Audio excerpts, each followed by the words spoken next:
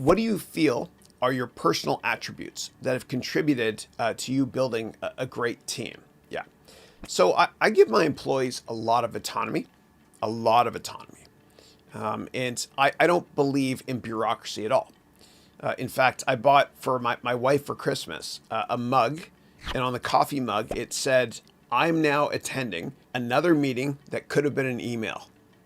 So I despise meetings unless they're absolutely necessary, because like a lot of times you work in big companies, and they're not all like this, but a lot of big companies, you have people that are trying to rise through the ranks by building their empire.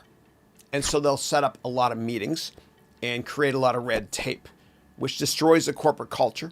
It creates barriers, and it tarnishes innovation as well. So I think that a great leader is somebody that gives their employees a lot of autonomy, and provides a lot of feedback. The last thing I'll say about that is there's a great CEO named GODFREY Sullivan. And I got to know him when I was an investor years ago in HYPERION, which is a business intelligence company that Oracle bought. He then went on to become the CEO of a wonderful company called Splunk. And I have a lot of friends that work for Godfrey or worked for him. He's no longer the CEO. He retired. He's awesome, though. And I would ask my friends that work for him, why is Godfrey so great?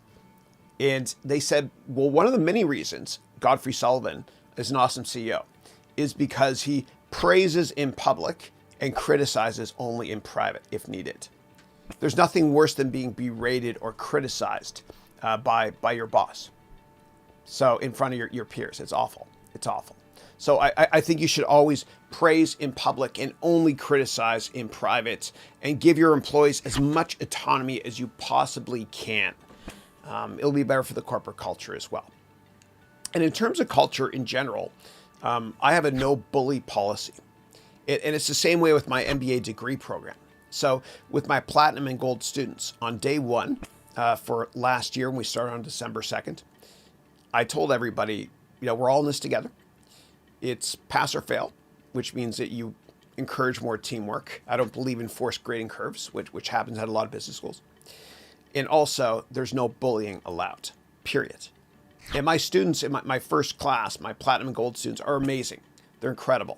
There hasn't been any bullying at all. But the second you see bullying, one data point doesn't make a trend, but if it happens, more than once, you have to warn people.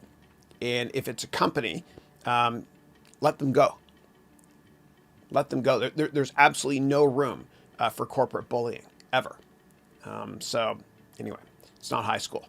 And I believe, lastly, in small groups of people working together. Two women or men in a garage can change the world. But the second you have too many people in one meeting, it becomes chaos. And we all know what that means because we've all been in group projects at school or in business where there's too many people in a meeting and nothing gets done. And Amazon still runs like a startup. It still runs like a startup to the extent that Jeff Bezos doesn't allow any meeting to take place that requires more than 2 pizzas to feed the team. It's called the 2-pizza rule. And that way you stay agile, smaller, nimble, etc.